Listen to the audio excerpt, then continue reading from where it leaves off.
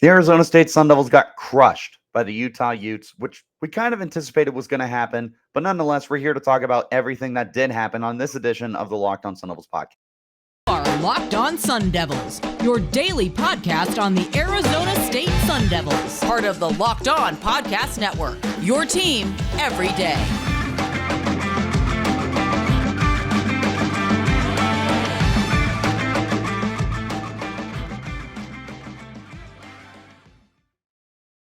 Hello and welcome to the Locked On Sun Devils podcast. My name is Richie Bradshaw, and I will be your guide for everything Arizona State Sun Devils all the time. Thank you guys so much for making us your first listen of the day. Remember, this podcast is free and available on all platforms, including YouTube. If you want to check us out in that visual platform, of course, wherever you do get your podcast, though, make sure you hit like and subscribe and turn on those notifications so you get an update every time we post new content. I'd like to thank LinkedIn Jobs for being the official college football recruiting sponsor across the Locked On College Network.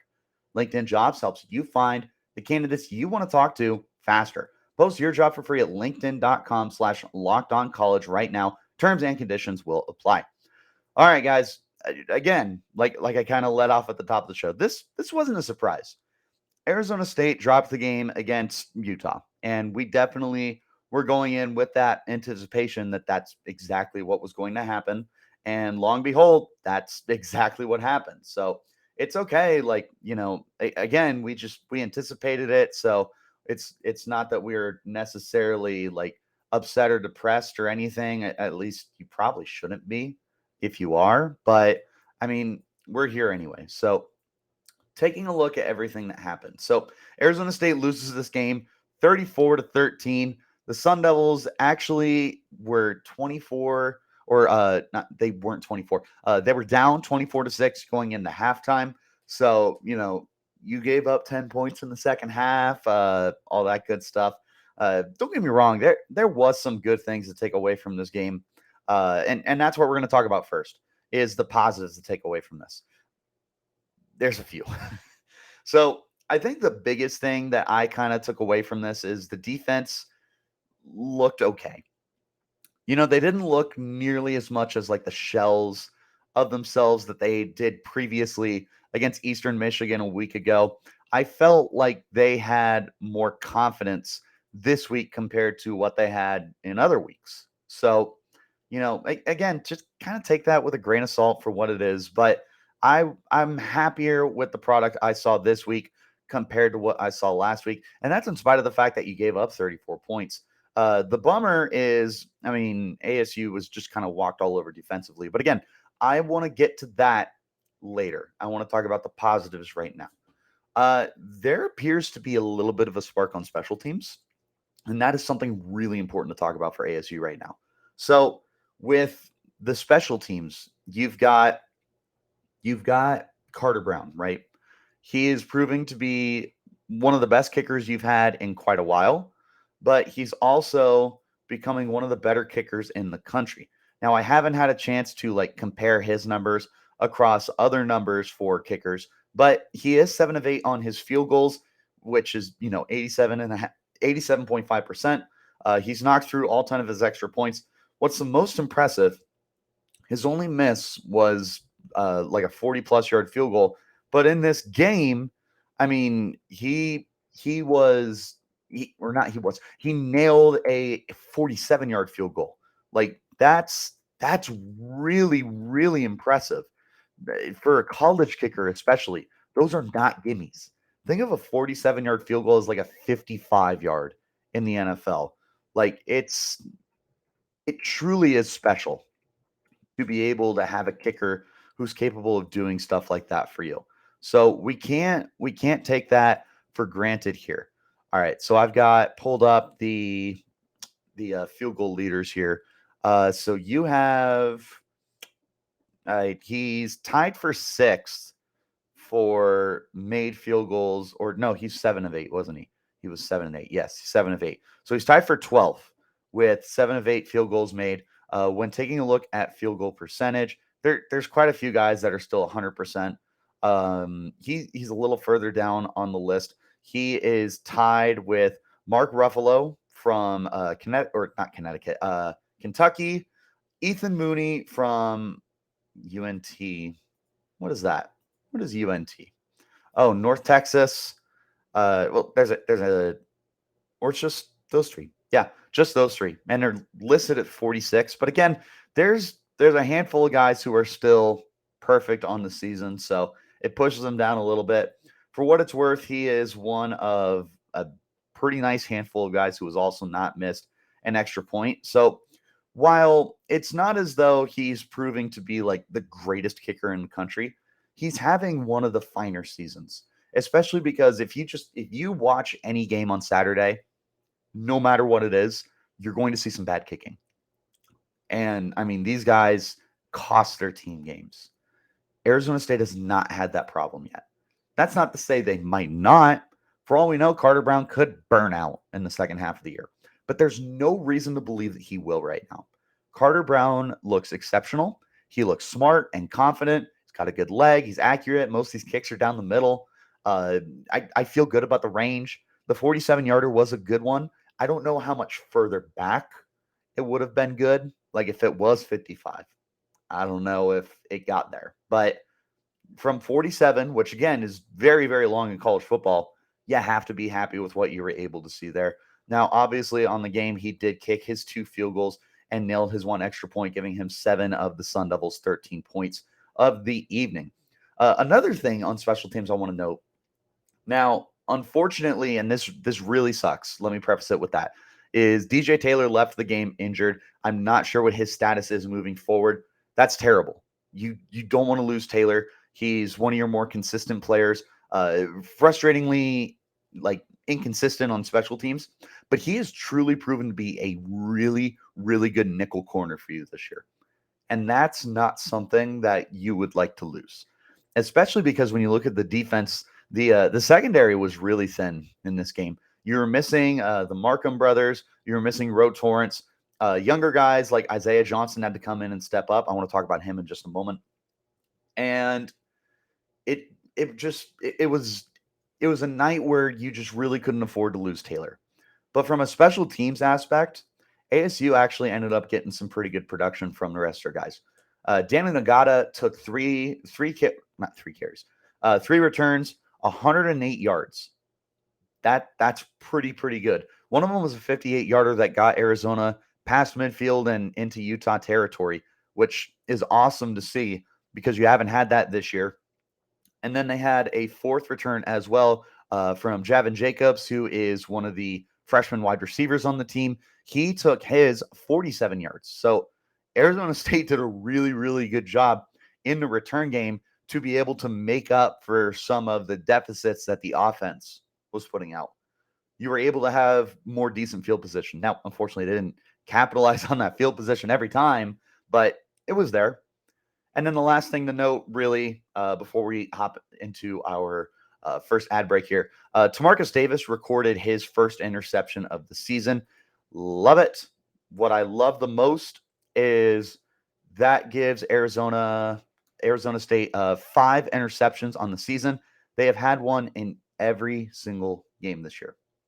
They picked off Cameron Rising. That is impressive. Cameron Rising had 1 interception coming into this year, and it was on a fluky decision against Florida. While this interception was also kind of fluky because it was off of his receiver's hands and just fell into the lap of Tamarcus Davis, you'll take it. So a turnover is a turnover. They didn't get any points out of it, but you'll take the turnovers where you can get them. All in all, the defense was better than it could have been. The offense was atrocious. Like there's really not a lot of positives to take out of what you saw for the offense. We're going to talk about them in just a moment, though. Let's hop into our first break. When we return, we're going to talk about the bad parts that Arizona State had on the whole game, essentially. But first, a quick word from our friends over at LinkedIn.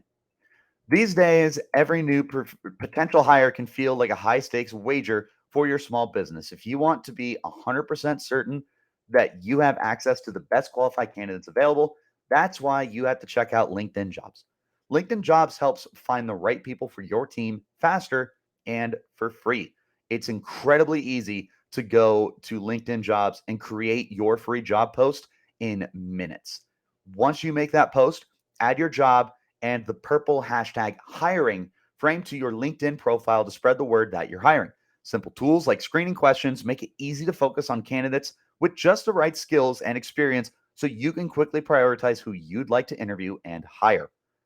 Finish the year strong right now. And again, just emphasis on get the right team together, guys. Do that with LinkedIn Jobs. It's why small businesses rate LinkedIn Jobs number one in delivering quality hires versus leading competitors. LinkedIn Jobs helps you find the qualified candidates you want to talk to faster. Post your job for free at linkedin.com/lockedoncollege right now. Again, that's linkedin.com/lockedoncollege to post your job for free. Terms and conditions will apply. All right, guys, back into this conversation of the podcast, which, by the way, is free and available on all platforms. There was a lot of things that went wrong for Arizona State in this game. Like, unlike the Oklahoma State game, where you did let them hang 34 on you, but the defense looked okay.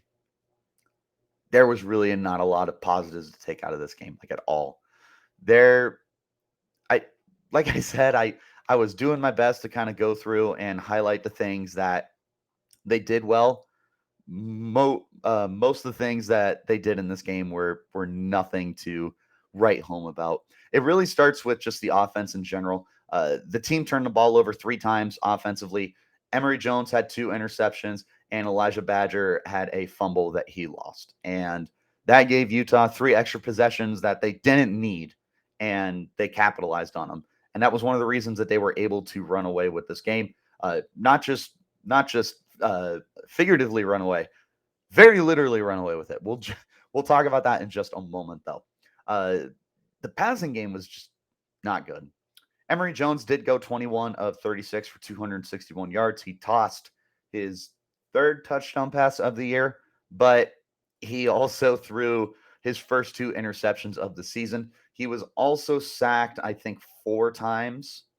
That sounds right. I believe he was sacked 5 times, excuse me. He was sacked 5 times on the day, which gave him a whopping negative 26 rushing yards. Again, everyone knows I'm not the biggest fan of sack yards counting as rushing yards, but they are. Negative 26 is a lot, especially for a mobile quarterback. The longest run of the day for Jones was just 6 yards, and that's on 6 other carries. That's not ideal. It's really, really not a good thing at all to kind of take that away and look at what you have left. The rest of the run game wasn't good either. Valladay only had 30 yards on 8 carries. Nagata had 2 yards on 1 carry. So on the night, you ran the ball just 20 times. Now, when I went into this game, I said that the one thing you needed to do was power run and simplify the offense. Don't get cute, right? That's what I said. They did not simplify the offense. They were trying to get way too much going on, especially in the passing game. And it came and bit him in the butt. Who would have thought? This was not ideal. You cannot get away from running the football. Again, you had 20 carries on the night. 5 of those were sacks. 5 were sacks. So that means you ran the ball 15 times. Congrats, you gave half of them to Valladay. That's awesome. He's the feature guy. One of them went to Daniel Nagata, who has been very good this year. And it frustrates me that he does not have a bigger role in this offense. I wish he would, because he's just been so darn good for you. But you took away any ability that Nagata could have given you, and you took away Valladay's impact from this offense. He does not reach the 100-yard mark. He does not reach the touchdown for the consecutive games in a row. Didn't do any of those for a 4th game in a row. He was under 4 yards a carry. He's right there. It's like 3.8, but still, again, that's nothing to write home about. They did get him involved in the passing game at least. 4 catches, 29 yards. So at least they were trying to do their best to kind of spread the ball around and get him involved as many ways as possible. But the turnovers are terrible. The passing game is really, really bad. There is very little to be happy about with this passing game. Emory looked off the whole game. He looked incredibly uncomfortable. He was forcing throws that he shouldn't have forced, overthrowing the ball. Arizona State cannot hit the deep ball. At this point, I don't really want to see you doing it anymore. The offense is just going to be struggling by itself entirely. The last thing you need to do is incorporate a factor into the offense that's just not there. So just be a run-heavy team. Is it ideal? No, not at all. Especially when you play USC this weekend and Washington the following weekend before you go into your bye week. That's not ideal at all. To have to just pretty much run the ball no matter what and try not to pass it at all, despite the fact that you're going to get down on the scoreboard early. You're not going to. I'm not naive. You are going to continue to throw it. You're going to have games like this where you have Emory Jones throw it 36 times and you only run the ball 15 times. It's going to happen. Despite my concerns, it's just going to happen. Let's look at the defense. There's a lot of things that went wrong defensively. You had the interception on Cam Rising. That's awesome. He threw 2 touchdowns on you. He completed over 65% of his passes. He threw for 260 yards. He almost had 10 yards an attempt. And guess what killed you? That's right, tight end. Brent Keithy got injured in this game. And speedy recovery, that sucks. You never want to see guys get injured. Regardless of Keithy getting injured, though, you knew that Dalton Kincaid was still a stud. And I feel like they kind of took Kincaid for granted. Even before Keithy went down, they did all they could against Keithy. He had 2 catches for 15 yards in like less than a quarter of a game. Kincaid had 4 catches for 66 yards and 2 touchdowns. He was killing it. And he just was getting wide open in the end zone. Now, one of those touchdowns, like if you watch the play, it looks like the ball gets intercepted. It is the craziest thing. It looks like the defensive back, I want to say it was Beckley, don't quote me on that, was just kind of like extending out and has his hands on the ball.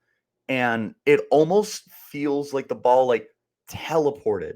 It just like phased through his hands and into Kincaid. It was the craziest thing. And I'm not the only one who thought this. The fans did. Several other people that I was up with in the press box did. It was the weirdest play. But you see the ref's hands go up signaling touchdown, and you're like, there's no way. How did that happen? And Kincaid gets up with the ball, and you're like, all right, fair enough. But yeah, Kincaid had tons of success. There are plenty of other guys that were able to get involved as well. Thomas Yasmin,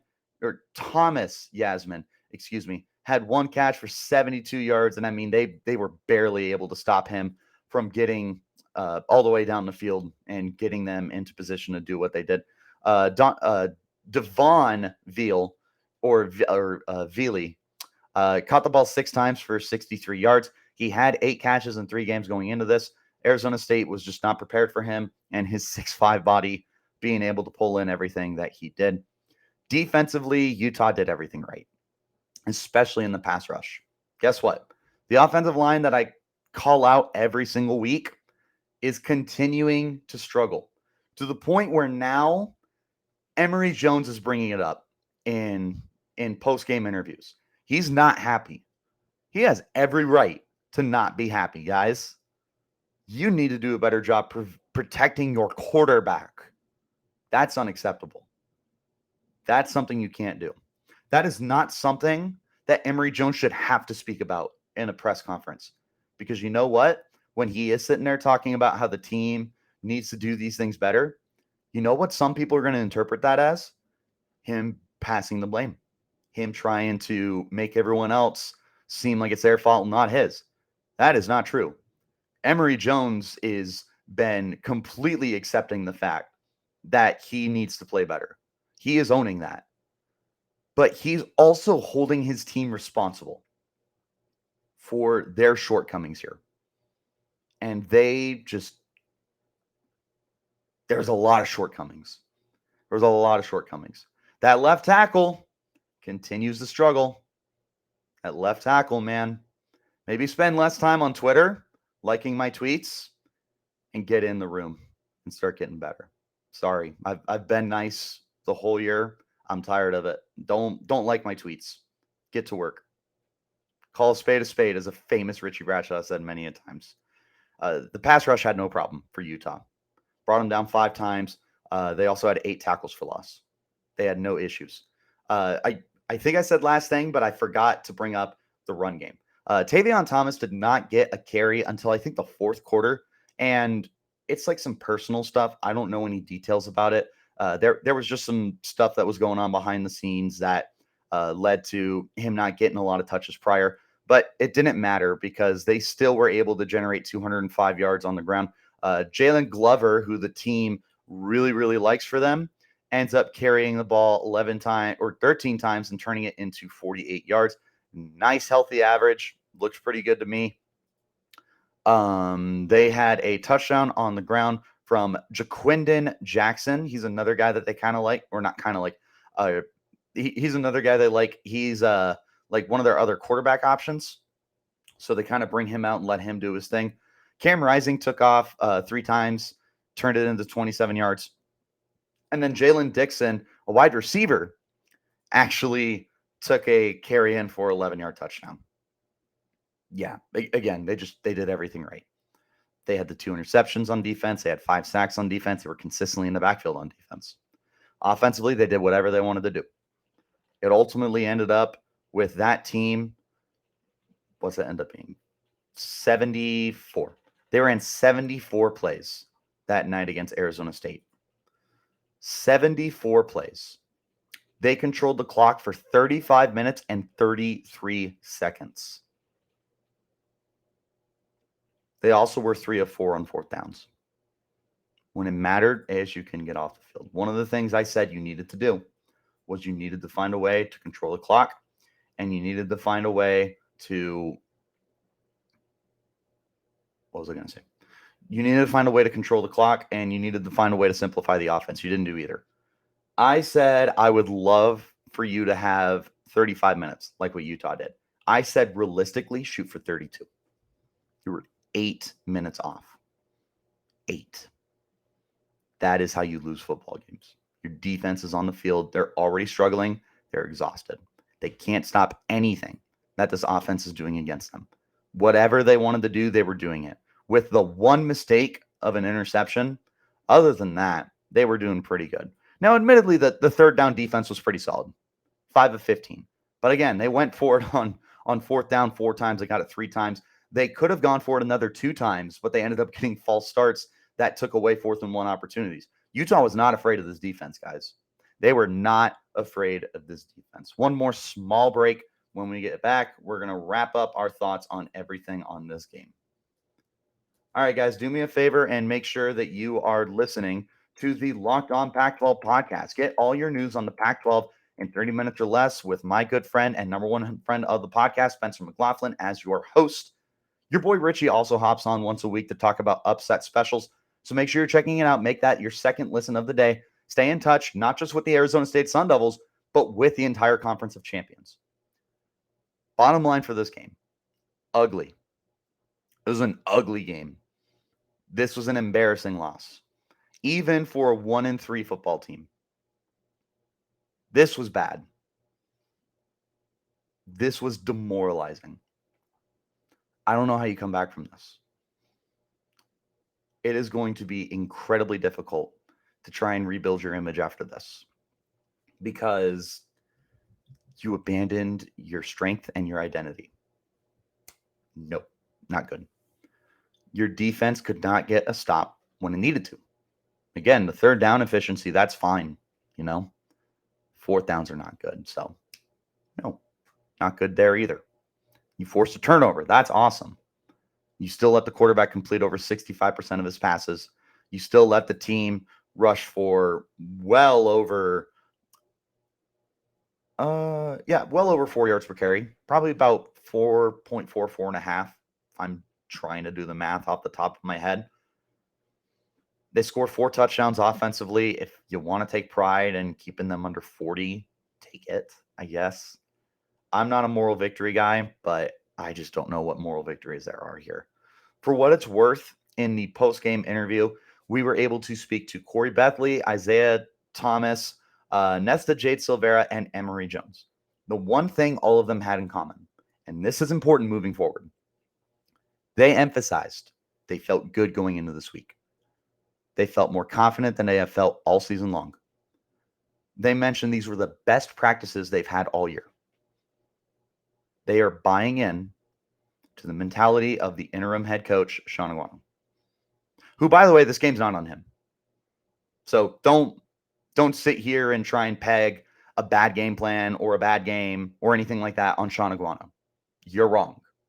This is not a Sean Aguano problem.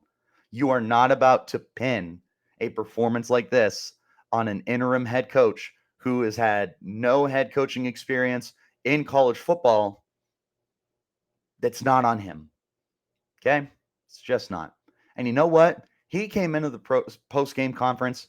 What a genuine guy. Awesome. He was so down to earth, easy to talk to. He appreciated everyone, thanked us, apologized, which I don't know why you're apologizing, dude. It's your first game. Is what it is. Like, was it ugly? Yes, it was very, very ugly. But I'm not pinning any of this on Aguano. I will pin this on the coordinators. I will tell you that Glenn Thomas has a lot of figuring out to do on how he wants to motivate this offense to be better. And I will tell you that Donnie Henderson needs to get it together defensively, because the defensive performance you saw in week 1, dominant, was against NAU. You had a good plan in week 2. I don't blame you for getting exposed by Oklahoma State because of the offense. You got crushed last week by Eastern Michigan. And then going into this week, the first game of Pac-12 play, the first game without Herm Edwards, the first game that you needed to remind the Pac-12, hey, we're not done yet. You wet the bed. No one was going into this game expecting you to win. But people thought it would be a little closer. The spread was 15 points when it was all said and done. They beat you by 21. Going into this week, when I had checked the spread prior for the USC ASU game, it was at 20, I believe, in favor of USC, obviously. If we are looking now, I am pulling that up. If we look at that spread now, it is still at least going to be 20.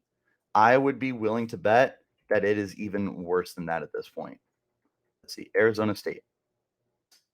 25.5.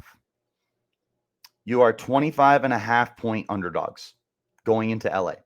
And you should be. Quite frankly, that feels generous. The way that USC has been playing football this year has been outstanding. And I mean, don't even fault them for playing Oregon State close on Saturday, because Oregon State is also a very good football program. And when Oregon State comes to town, based off the way you're playing right now and based off the way they're playing, I'll take them in that 15-point spread too that you were given against Utah.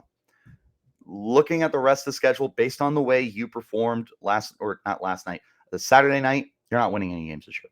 You were going to finish 11-1. You got a lot of improving to do. I do not think that's going to be the case, first of all. I do think that you are going to be able to turn this around, and you are going to be able to eventually get things on the right track and start winning football games and making them competitive again. But this was not the way to build that confidence. Because at this point, that confidence is just coming from being a fan or coming from pure optimism. And it's hard to have some optimism about this team right now, ladies and gentlemen. This isn't, I don't know how to politely put this. This is a really, really bleak outlook for the remainder of the year. And I'll leave it at that. And we'll pick up more on this conversation tomorrow. But that is going to go ahead and wrap up this edition of the podcast. Again, as always, you guys are the best, making this your first listen of the day. Podcast free and available, all platforms, including YouTube. You want to check us out in a visual platform. Make sure that you hit like and subscribe wherever you do get those podcasts, and turn on notifications so you get an update whenever we post new content. to keep in touch with that content, follow me on Twitter. You can find me at Richie Brads36. And you can find the podcast as well at LO_Sun Devils.